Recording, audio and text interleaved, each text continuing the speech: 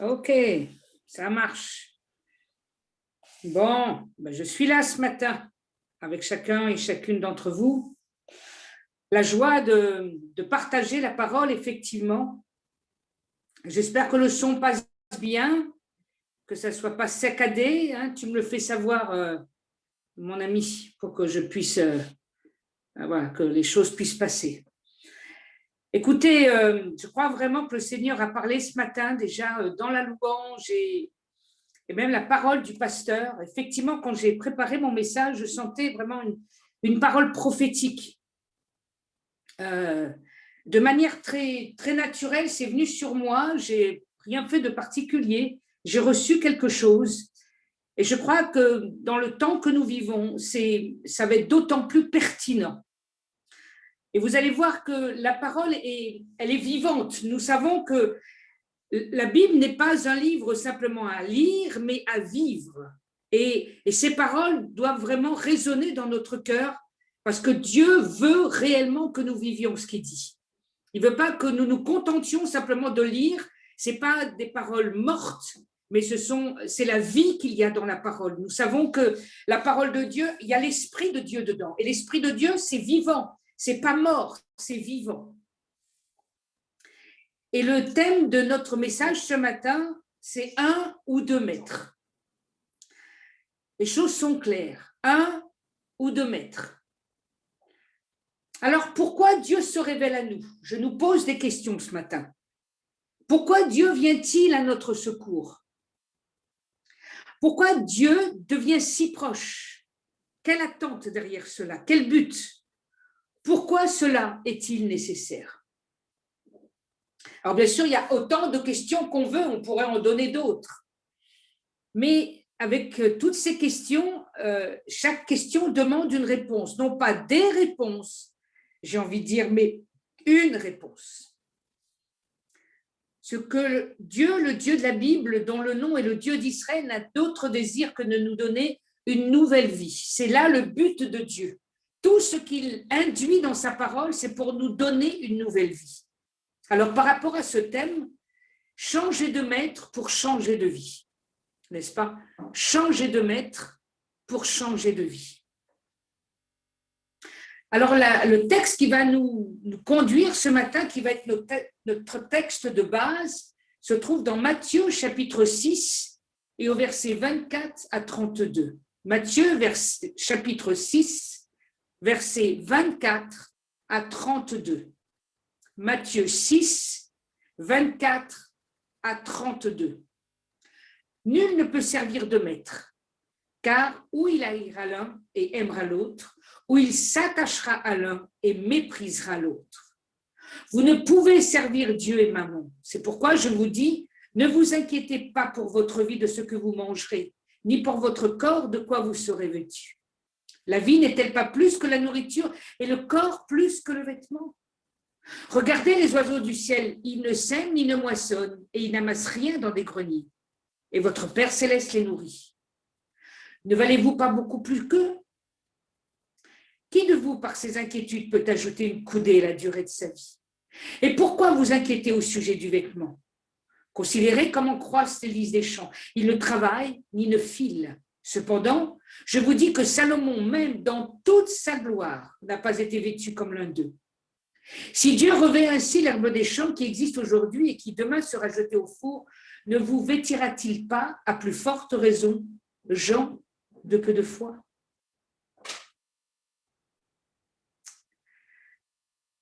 Lorsque Jésus enseigne à la foule, il le fait de telle sorte que chacun peut comprendre sans avoir de code. Pas besoin d'être religieux, d'avoir fait de hautes études, de faire partie d'une élite ou d'une famille privilégiée. Rien de tout cela. Quand Dieu parle ouvertement. Dieu ne permet que chacun peut comprendre et peut aller vers lui. Et ce texte qui fait partie de ce qu'on appelle du sermon sur la montagne a toute sa place.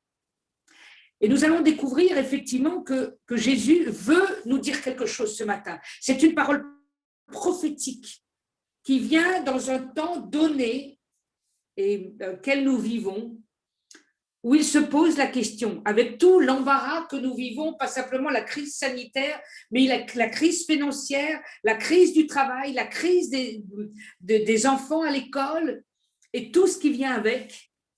Comment allons-nous réagir, nous, les enfants de Dieu? Est-ce que nous allons essayer d'être envahis par la peur, la crainte, l'incertitude, parce qu'il va nous manquer de l'argent, parce que peut-être, à cause de tout ce qui se passe, il va y avoir une autre situation qui va se mettre en place financière, parce qu'il va falloir pallier à la fois un taux de chômage dont on ne parle pas, mais qui va s'élever de plus en plus, et de tous ceux qui ne peuvent pas travailler en ce moment, dont l'État doit fournir de l'argent. Que ce soit le monde culturel ou bien tout ce qui est aussi au niveau de la nourriture, justement les restaurants et tous les restaurateurs, tout ce qui fait que tout cela est fermé. Comment le monde va réagir et comment nous allons réagir? C'est une question importante ce matin. Dans Marc 1, versets 21 à 22, dans Marc 1, versets 21 à 22,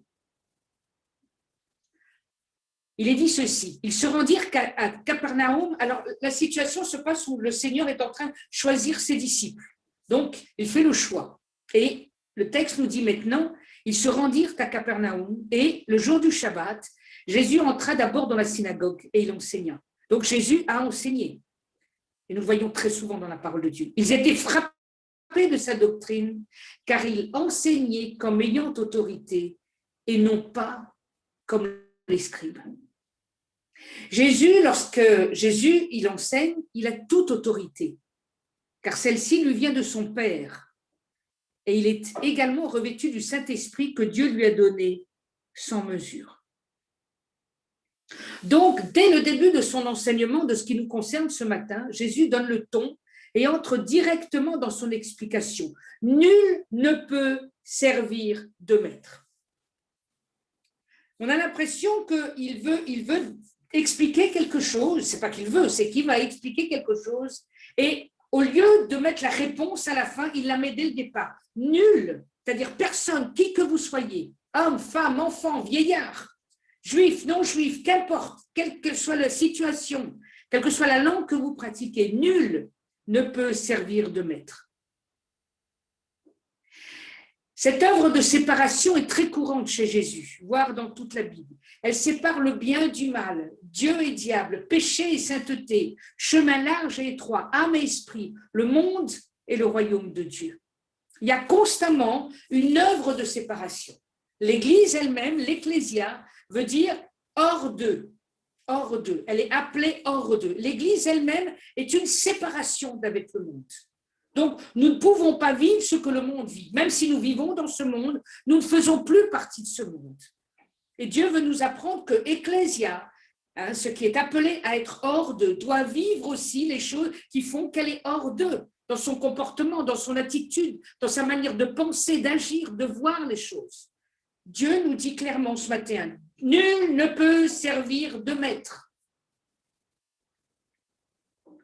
Matthieu 7, versets 13 et 14. Matthieu 7, versets 13 et 14. Entrez par la porte étroite, car large est la porte, spacieux est le chemin qui mène à la perdition. Et il y en a beaucoup qui entrent par là. Mais étroite est la porte, resserrez le chemin qui mène à la vie, et il y en a peu qui les trouvent. Donc, quand je cite ces passages, on voit à chaque fois comment le Seigneur il fait une œuvre de séparation. Il nous explique qu'il y a deux possibilités, deux chemins. Il y a le chemin large, spacieux, on a de la place, on a l'impression qu'on peut faire ce qu'on veut, on s'assoit, on revient, on repart en arrière, on continue. Et pourtant, Jésus nous dit que c'est un chemin, oui, spacieux, mais celui-ci mène à la mort et à la perdition. Il a beau être peut-être agréable, être confortable peut-être, mais Dieu dit, ce n'est pas le bon chemin. Alors il va nous enseigner un autre chemin.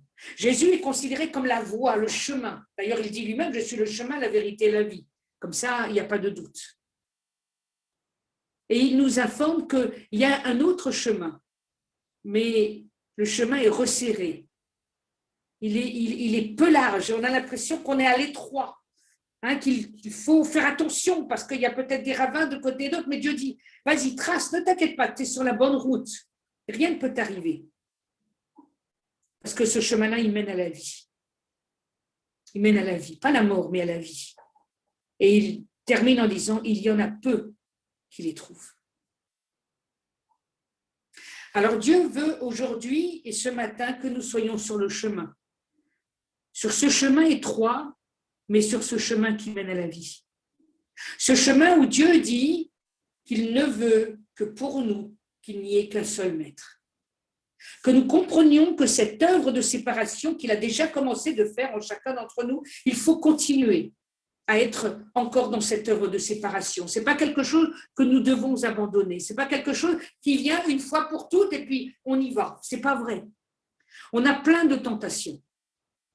La vie aujourd'hui nous présente un monde difficile, douloureux, compliqué, où les choses, on a l'impression qu'elles s'endurcissent partout.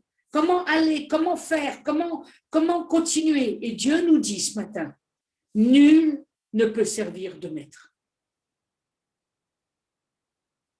Dans Hébreux 4,12, car la parole de Dieu est vivante et efficace, plus tranchante qu'une épée quelconque à deux tranchants, pénétrante jusqu'à partager âme et esprit, jointure et moelle, elle juge les sentiments et les pensées du cœur. Encore une fois, un texte qui vient pour séparer, trancher là, littéralement, une épée à double tranchant. Vous vous rendez compte? Une épée à double tranchant. Quel que soit le tranchant que tu prends de l'épée, elle coupe, elle fait un travail de séparation. Et ce travail-là, vous savez, c'est toute notre vie. Toute notre vie. Du moment où nous avons rencontré le Seigneur, elle ira jusqu'au bout, jusqu'au moment où nous le rencontrerons. Elle doit faire ce travail de séparation. Ce travail où le Seigneur permet que nous ne soyons pas mélangés avec ce qui se passe dans le monde. Dieu ne veut pas cela. Ou sans ça, quelque part, nous servons de maître. Si je suis attiré par le monde, je ne suis plus attiré par l'œuvre de Dieu. Je suis clopin. D'ailleurs, Jésus, en tout cas le Père plutôt, dira ça à son peuple, le peuple juif. Mais jusqu'à quand clocherez-vous des deux pieds, dit-il? Jusqu'à quand? Si c'est moi l'Éternel, allez vers moi. Si c'est les dieux de Baal, alors allez vers eux. Mais choisissez. La Nouvelle Alliance nous fait le même reproche. En tout cas, la même position. Nul ne peut servir de maître. Nous sommes engagés à ne servir qu'un maître. Et si ce maître-là, c'est Jésus, alors allez vers lui. Allez vers tout ce qu'il nous donne avec, parce que Jésus ne vient pas simplement en tant que personne, il vient avec tout un bagage, il vient avec tout un enseignement, parce qu'il faut qu'il nous délivre la vie qu'il veut qu'on vive.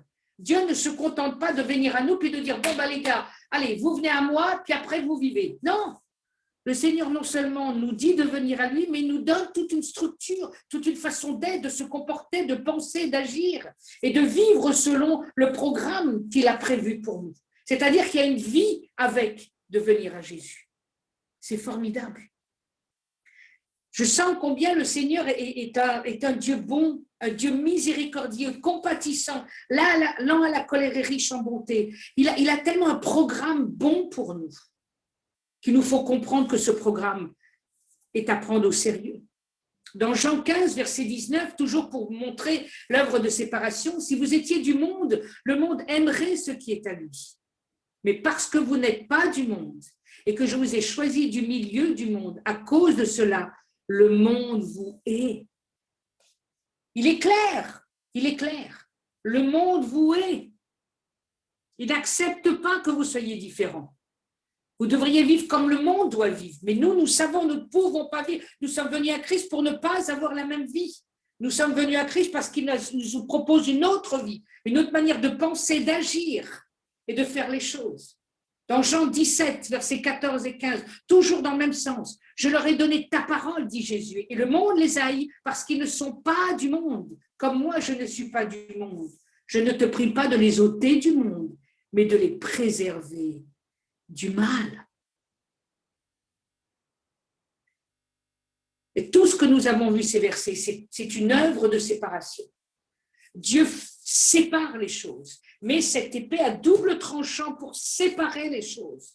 Dieu nous parle du royaume et Dieu nous parle du monde. Ça n'a rien à voir. Le royaume de Dieu ne peut pas être le monde d'aujourd'hui. C'est un autre monde. D'ailleurs, Jésus dira, quand il était, comment dirais-je, sur le point de donner sa vie, il est là dans le jugement. Et il dira lui-même, mais je ne suis pas de ce monde, je suis venu d'en haut du ciel. Tu ne prends pas ma vie. Si Dieu, le Père n'avait pas permis, tu ne pourrais pas me mettre à mort. Parce que c'est la volonté de mon Père, je dois passer par là. Une légion d'anges serait venue pour me sauver. Jésus doit partir parce qu'il n'est pas de ce monde. Il doit retrouver son vrai monde, celui d'auprès du Père. Et un monde qui ne vit pas comme ce monde. C'est un autre royaume. Donc Dieu montre le choix et en même temps la solution. C'est ça qui est formidable. Il nous montre qu'il y a un choix à faire, mais il nous propose la solution. Dans le verset 24, car où il haïra l'un, donc, comme on a dit, nul ne peut servir de maître à la fois, car où il haïra l'un et aimera l'autre, où il s'attachera à l'un et méprisera l'autre. Vous ne pouvez servir Dieu et Mammon. C'est clair. Vous ne pouvez servir Dieu et ce que le monde te propose pour une forme de sécurité. Mammon, nous savons, c'est une expression qui veut dire s'attacher à l'argent, à ce moyen de transaction que nous avons lorsque nous faisons des achats, nous proposons de l'argent pour bénéficier d'un bien, qu'il soit, comment dirais-je, matérialisé par la nourriture ou le boire ou acheter une maison ou une voiture, enfin que sais-je. Il y a comme un troc qu'on fait, je te donne de l'argent et toi tu me donnes le bien que je veux en fonction de l'argent. Mais Dieu nous dit clairement, vous ne pouvez servir Dieu et Mammon. Parce que quand l'argent devient un moyen tellement fort et pour lequel nous nous attachons en disant « oh, mais j'ai de l'argent, je vais pouvoir continuer à vivre ».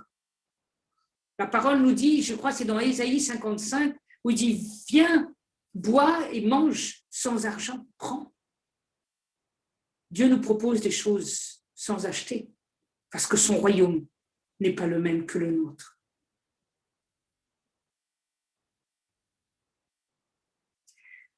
Et j'ai encadré dans mon message ceci, je crois que dans les temps que nous vivons, nous allons être de plus en plus confrontés au manque financier par la conjoncture particulière dans laquelle nous sommes plongés. C'est pourquoi cet enseignement va devenir si capital. Il est vrai que quand j'étais en train de préparer le message, il y avait comme une évidence. Je devais traiter cela. C'était si fort. Et en même temps si simple, ça m'est venu de manière très naturelle.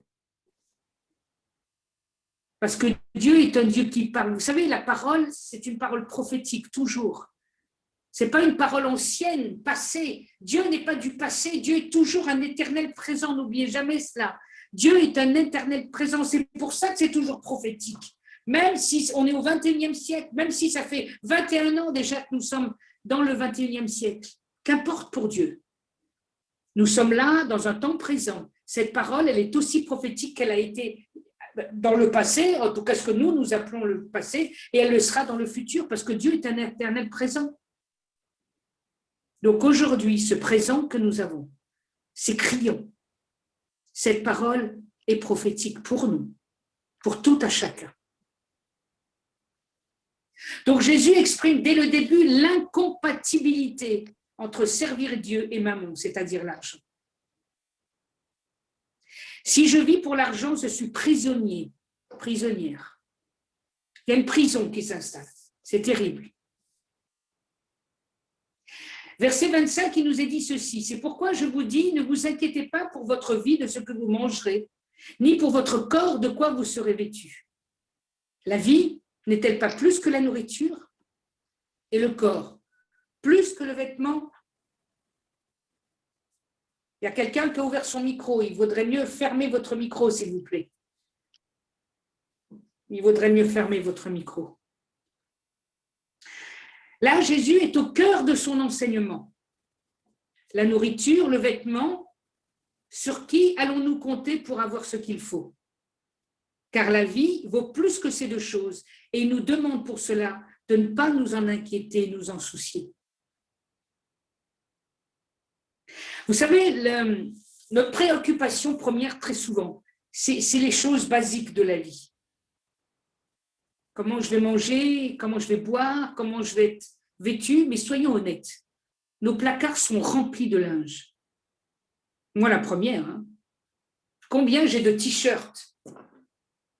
Combien j'ai de pantalons ou d'autres choses? J'ai tout ce qu'il faut. Je peux pendant des années vivre avec les mêmes choses. Oh, ils vont s'user un peu, certes. Mais est-ce que c'est plus important que de simplement me dire, bon, il faut que je les porte parce que je ne peux pas tout mettre à la fois, de toute façon. Donc, j'ai largement de quoi me vêtir. Et puis, dans nos placards, on a plein de nourriture. Bien souvent, on a entassé des boîtes de conserve, du riz, des pâtes et que sais-je d'autre encore. Des bouteilles d'eau, des fois, on en a des kilos, enfin, des litres, c'est des litres. On a largement de quoi.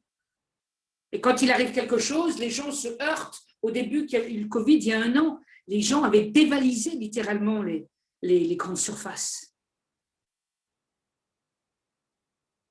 Les savons en particulier, et tout ce qui était après l'ordre du papier toilette, enfin des choses incroyables. Ça se bagarrait aux États-Unis pour le papier toilette. On avait vu ça, c'était incroyable. La peur. La peur. Mais Dieu veut nous apprendre à ne pas nous soucier, de ne pas nous inquiéter, de ne pas avoir peur. Car, dit-il, la vie n'est-elle pas plus que la nourriture et le corps plus que le vêtement? Puis, comme tout juif qui enseigne, Jésus va utiliser une parabole pour appuyer son enseignement. Vous savez, c'est incroyable comment Jésus est vraiment un juif qui montre certainement aux religieux qu'il avait devant lui, comme au peuple qui était dans une, dans une connaissance sans être pour autant versé dans les Écritures. Mais il savait qu'ils enseignaient avec cette manière de faire, c'est-à-dire avoir la parabole, c'est en fait expliquer les choses du royaume avec les moyens, naturels de ce monde. C'est ça une parabole. C'est une explication.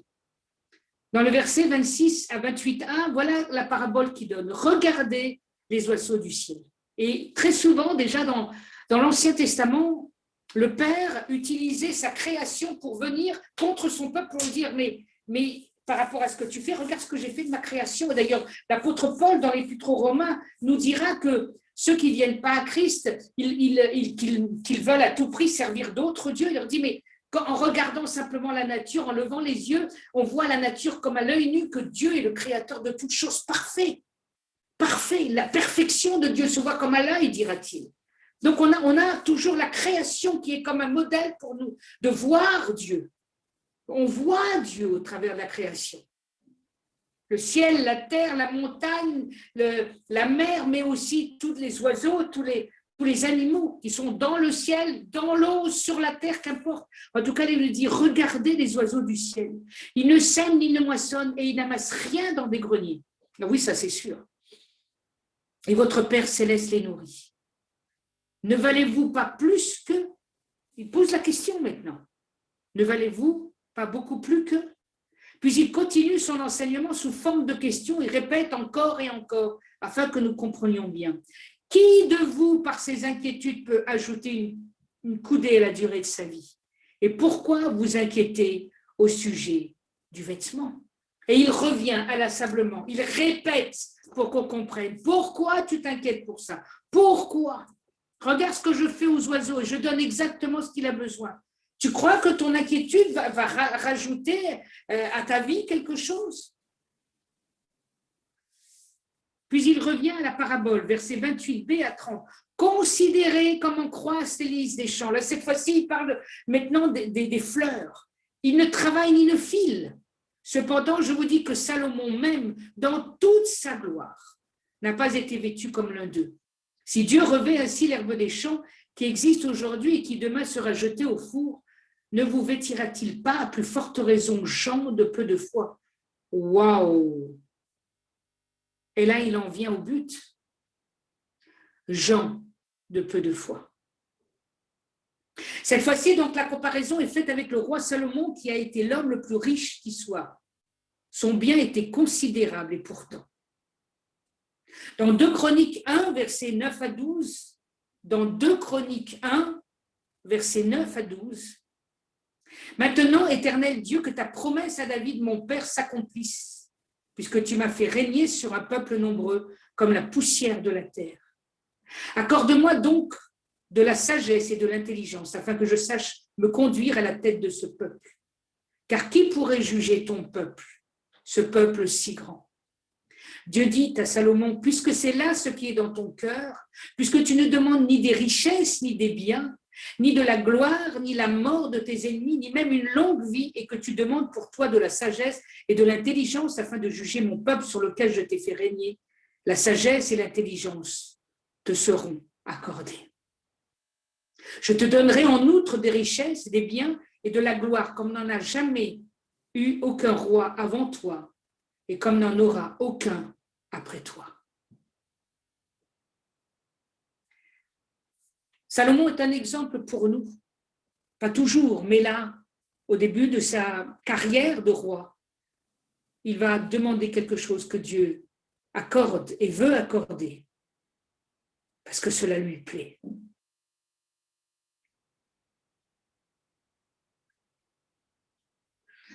Dieu est content avec ce qu'il a demandé. Juste de la sagesse et de l'intelligence pour conduire un peuple si grand. Un pasteur pourrait demander la même chose à tout homme ou femme de Dieu qui est en responsabilité dans une communauté ou d'un groupe. Demander la sagesse et l'intelligence pour diriger, conduire. Parce que Dieu donne le reste.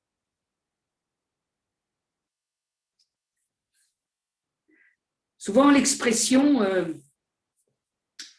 dans le monde chrétien, on dit que quand Dieu appelle, il pourvoit également. Et je crois que c'est vrai. Quand Dieu appelle un ministère, il va pourvoir à ce qu'il demande. Dieu ne nous laisse pas dans une situation ambiguë, difficile, douloureuse. Donc cette section que nous venons de voir se termine par ces mots « gens de peu de foi ». Jésus nous fait donc comprendre que nous ne faisons pas confiance au Seigneur et que notre foi est bien petite, parce que le mot foi, c'est aussi confiance. C'est méconnaître Dieu finalement. On ne croit pas qu'il puisse intervenir dans ce domaine précis. Il est intéressant effectivement que bien souvent nous croyons que Dieu va nous guérir dans nos bobos physiques, des fois des bobos graves. On est là, puis on est sûr que Dieu va intervenir, parce qu'on dit Dieu est le Dieu de la guérison. Dieu est celui qui me guérit. Et là, on met toute notre force, toute notre foi, parce que c'est quelque chose d'important et que nous avons besoin. Et dans les choses plus quotidiennes, comme le vêtement, comme la nourriture, nous ne faisons pas attention et nous disons, ça c'est notre rôle, c'est moi qui dois pourvoir, je dois avoir de l'argent pour acheter pour moi, pour mes enfants. Bien sûr, il y a cette part-là. Mais quand même c'est petit, comme cet argent que vous possédez semble peu, Dieu dit, mais je vais pourvoir, je te donnerai ce qu'il faut. Je ne me rappelle pas de son nom, mais cet homme au 19e siècle qui a vécu, j'oublie toujours les noms des grands hommes de Dieu. Souvent, autant les chiffres, c'est bien pour moi, mais les noms, c'est compliqué. Il a été en tout cas le père des orphelins en Angleterre. Et lorsqu'il achetait des terrains pour construire des maisons pour accueillir ces orphelins de plus en plus nombreux, il n'avait pas un sou. Et au fur et à mesure, Dieu a pourvu. Des dons sont arrivés. Et puis quand il était aussi avec tous ces orphelins à table et qu'ils étaient bien nombreux, parfois ils n'avaient même pas de pain ou de lait, parce qu'on nourrissait les enfants avec des choses bien basiques, mais des choses qui tenaient au corps, le lait, qui est important pour la croissance. Il n'avait rien. Alors il en faisait part à toute son équipe, et dès le matin, de bonne heure, ils allaient pour prier, pour demander à Dieu leur nourriture. Parce que non seulement pour eux, mais pour tous ces enfants dont ils avaient la responsabilité. Et un jour, quelqu'un sonne à cette porte, cette personne part et ils ouvrent la porte et ils ont trouvé de quoi nourrir les enfants, du lait, du pain. Parce que Dieu avait parlé et avait manifesté ce désir pour ses enfants que quelqu'un pourvoie. Et le Seigneur l'a fait. Vous savez, il ne faut pas arriver dans ces extrémités pour que Dieu le fasse dans votre vie au quotidien.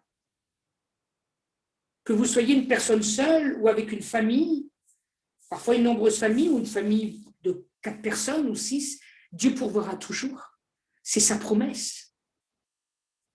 Il ne veut pas que nous nous inquiétons pour cela. Parce que l'argent est un piège quand ça devient juste ça vers lequel on se préoccupe.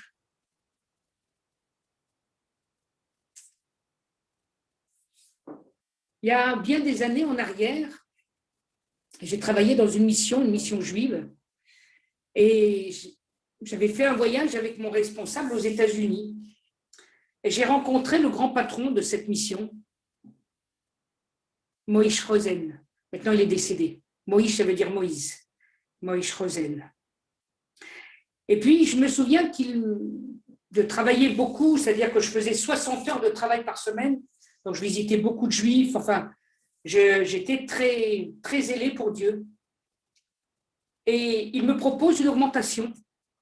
Et c'est très intéressant comment j'ai réagi quand j'y ai pensé là dernièrement, parce que je suis à la retraite maintenant depuis peu, et ma réponse a été droit au but. Puis je n'ai même pas réfléchi. J'ai dit non, je n'ai pas besoin de plus. Je n'ai pas accepté l'augmentation. Quand j'y pense aujourd'hui, je me dis mais c'est incroyable. Et je l'ai fait de manière tellement spontanée, tellement directe. Cette mission avait les moyens, c'était une mission américaine. J'ai dit non. Et pourtant, je travaillais bien plus que ceux qui étaient missionnaires aux États-Unis. Mais là n'est pas l'important. Et tout ça pour dire que quand on sent qu'on a un appel, quand on sait qu'on est à sa place, moi, je ne suis pas venue pour gagner de l'argent.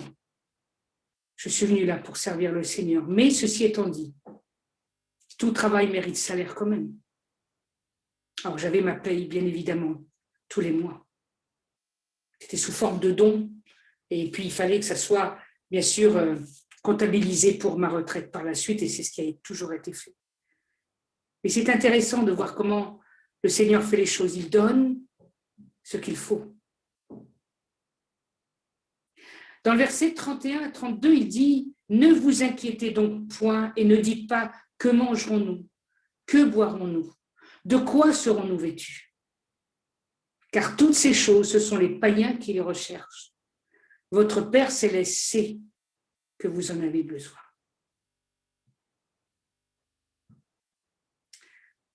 Ce texte vraiment met une emphase. Il pose les questions, toujours. Il nous a montré qu'on était des gens de peu de foi. Et là, il nous invite à regarder plus loin. Il nous dit que ces choses-là, ce sont les païens, donc les non-croyants qui les recherchent.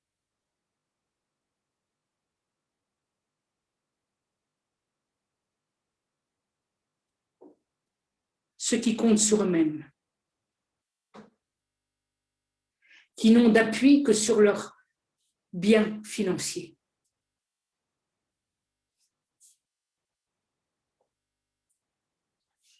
Dans Philippiens 4, versets 6 à 7, il nous est dit ceci.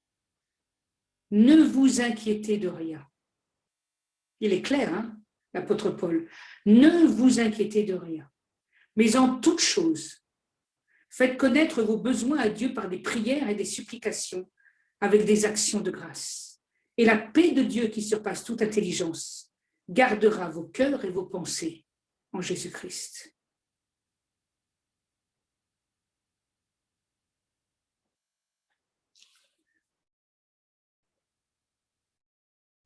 Dieu veut que nous soyons en paix, en toutes choses.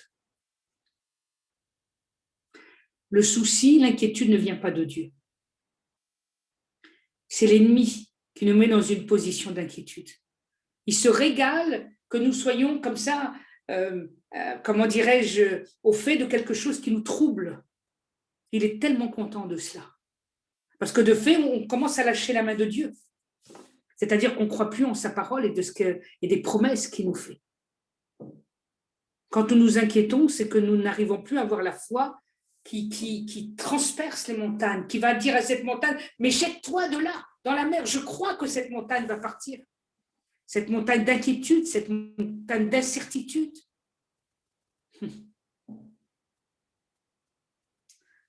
Dieu est bon, mes amis. En ce temps que nous vivons, Dieu veut que nous nous accrochions à lui. Dieu veut que nous dépendions de lui. Dieu veut que nous sachions, quelle que soit la situation dans laquelle nous nous trouvons, et quelle que soit la situation qui continue, qui perdure là en ce moment, et qui va amener de toute façon encore des troubles et des inquiétudes. Dieu dit, reste dans la paix. Je vais pourvoir pour toi, ta famille. Je vais pourvoir. Je suis un Dieu qui pourvoit. Adonai Yireh. Dieu voit.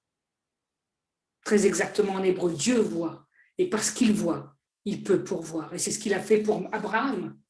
Cet enfant qu'il allait sacrifier, et Dieu lui dit, mais je vois maintenant que tu m'aimes plus. Alors regarde, derrière là, regarde. Il y a un animal, c'est celui-là que tu vas sacrifier. Qu'est-ce qu'on sacrifie sur l'autel aujourd'hui? Est-ce qu'on va mettre sur l'autel tous nos soucis, tous nos tracas, tous nos tourments, toutes nos inquiétudes, afin de pouvoir être libérés et de dire à Dieu, mais quelle que soit la somme que j'ai, quels que soient les moyens financiers, tu pourvoiras. J'aurai les moyens de payer ce que je dois payer. Alors avant de prendre la Sainte Seine, j'aimerais relire ce texte que nous avons regardé aujourd'hui. Cette œuvre de séparation, cette œuvre qui fait que Dieu a mis en place ce qu'il faut pour pouvoir être pleinement à lui. Donc Matthieu 6, versets 24 à 32. Nul ne peut servir de maître, car ou il haïra l'un et aimera l'autre, ou il s'attachera à l'un et méprisera l'autre.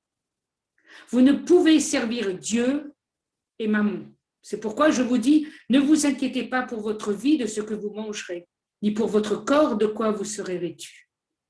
La vie n'est-elle pas plus que la nourriture et le corps plus que le vêtement? Regardez les oiseaux du ciel, ils ne sèment ni ne moissonnent, et ils n'amassent rien dans des greniers. Et votre Père céleste les nourrit.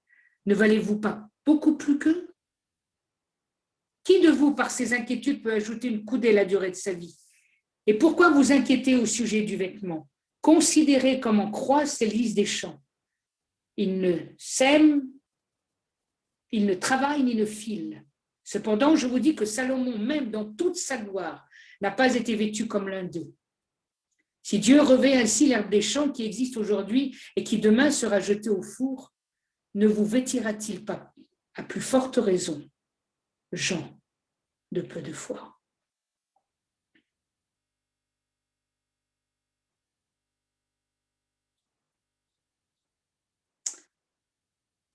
Alors que le Seigneur vous bénisse ce matin, je vais juste prier pour le message que nous avons entendu avant de pouvoir aller dans cette importante partie de notre culte qui est la Sainte Seine. J'aimerais prier pour chacun d'entre vous, et même pour moi, bien évidemment, afin que le Seigneur nous permette que sa parole soit pas une parole morte, mais une parole vivante. Une parole qui va toucher notre cœur, vraiment, et qui va nous permettre de réaliser combien sa parole est vraie. Père, je te demande qu'aujourd'hui, au travers de cette parole, Seigneur, cette parole qui est toujours prophétique et d'actualité, d'autant plus en ces temps que nous vivons. Seigneur, je prie que cette parole où tu nous enjoins à choisir un maître, parce qu'on ne peut pas servir de maître à la fois.